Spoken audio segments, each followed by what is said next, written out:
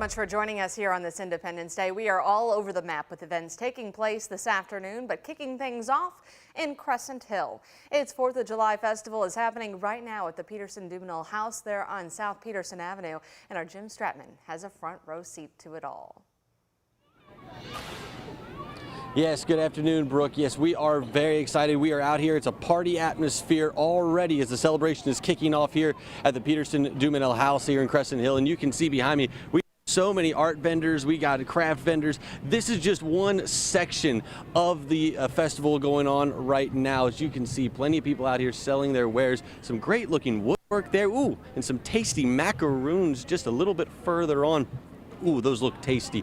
Now, one thing that you're going to notice when you come out to the Peterson-Dumenil House is just how much there is to do. Obviously, we're just showing you a small section of it, but actually going on right now, we have a pet contest happening a little bit further down. We know some military vehicles are going to be showing up a little bit later on to give a display for some of the people, and we really have events going on all day long leading up to the firework display, which will be happening later tonight around 10 p.m. Brooke, there's just so much happening at this point. You can just tell that everybody out here is having a great time. I'm heading back down towards where some of the games are for the kids. Plenty of friendly activities, plenty of food. This is going to be just one of the many places to be today out in Louisville to help celebrate the 4th of July. We are going to be hanging out here for a little bit longer, Brooke, just to take in a little bit more of the atmosphere. But for now, we'll go ahead and pass it on back to you.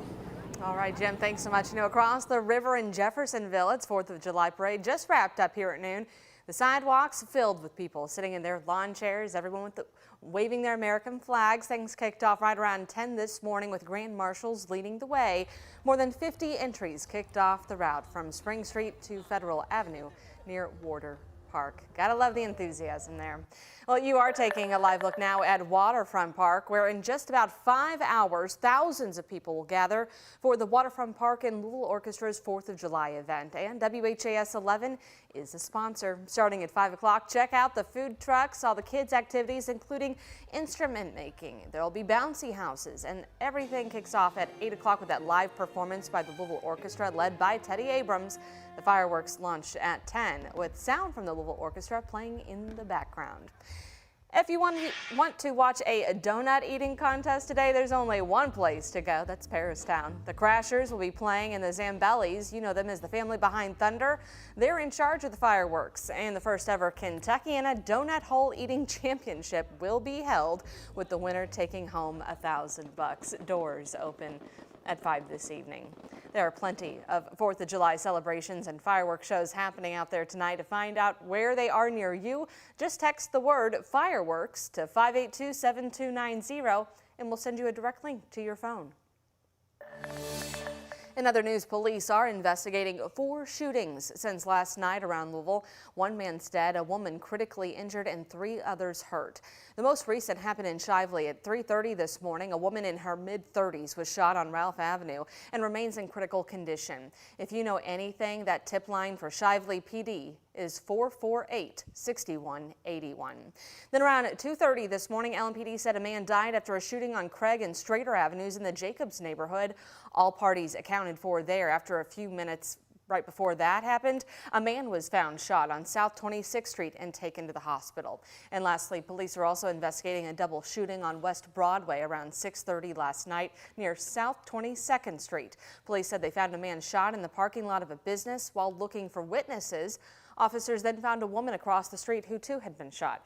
Both are expected to survive. If you saw anything regarding these shootings, you can always stay anonymous and call 574-LMPD.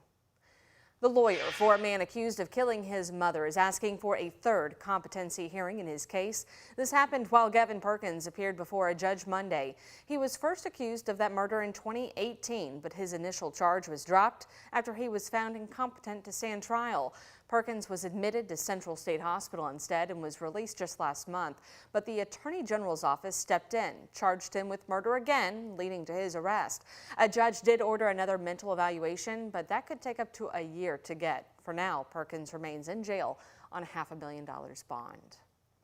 The family of 35-year-old Ashley Yates, who was shot at Westport Village over the weekend, is speaking out about the dangers of domestic violence. Yates died at the hospital after police found her outside of her workplace at a shopping center off Her Lane. Her brother describing her as a pure soul who lived in the moment. While police say the case is effectively closed, Yates' family has a message to share in their moment of grief. Our Isaiah Kim Martinez reports. Ashley Yates' family says the way her life was taken is a tragedy, but her brother says he's using this time not to be angry, rather to celebrate all the hearts his big sister touched. Today is a gift. Today is a gift. That's why we call it the present. They're the words Andrew Thompson carries on from his big sister. So she has this tattoo on her right arm. 2 more written on his arm, La Familia. That's something I get to share with her for forever. It's been an indescribable last few days for Thompson, who's put on a strong face for his family. They love their Aunt Ash, so it sucks that they will be deprived of time with her. Ashley Yates' life was tragically taken by gun violence. Thompson shedding light on the situation, telling me his sister was also a victim of domestic violence. Ashley had every reason to leave the person that did this. Her life was threatened before, and she was stuck in a cycle and kept going back to this individual, and he will have to answer to that same God for what he's done. Thompson tells me he's taking this time to encourage people struggling in abusive relationships to reach out. And if you need help, ask for it. It doesn't have to be you. And I'm told there will be a vigil held here at Westport Village sometime this week. We'll be sure to keep you posted on the details at WHAS11.com. In Louisville, Isaiah Kim Martinez, WHAS11 on your side. And Ashley's brother did tell us that memorial for her is this Thursday from 6 to 8 p.m. over at Westport Village across from Wild Eggs. The family has also set up a GoFundMe page to cover funeral costs and help the Center for Women and Families, which helps women struggling to leave abusive relationships. That link is online right now. Well, if you or someone you loved feels threatened by your partner, the National Domestic Violence Hotline can help you 24/7. You can call that number on your screen. That's an 800 number at 799-7233. We've all been impacted by her humor, her personality, and her wit. Loved ones and fellow police officers remembering fallen Tell City Police Sergeant Heather Glenn. She was shot and killed inside Perry County Memorial Hospital early Monday morning. Police said Sergeant Glenn was investigating a domestic dispute between a woman and a suspect, Sean Hubert. While the woman was at the hospital being treated for injuries, Hubert showed up, and police said Sergeant Glenn then confronted him, and during a struggle, he shot her. Other officers returned fire and killing Hubert. Tell City is a small community, and those at last night's vigil said even if they hadn't met her, they knew her. And I've never heard one bad thing about her. She's been a great person. She was a great teammate, a great neighbor, and a great police officer. And our community definitely has lost a good one. Sergeant Glenn followed in her father's footsteps, we're told, who was also a sergeant. She was the first full-time female police officer.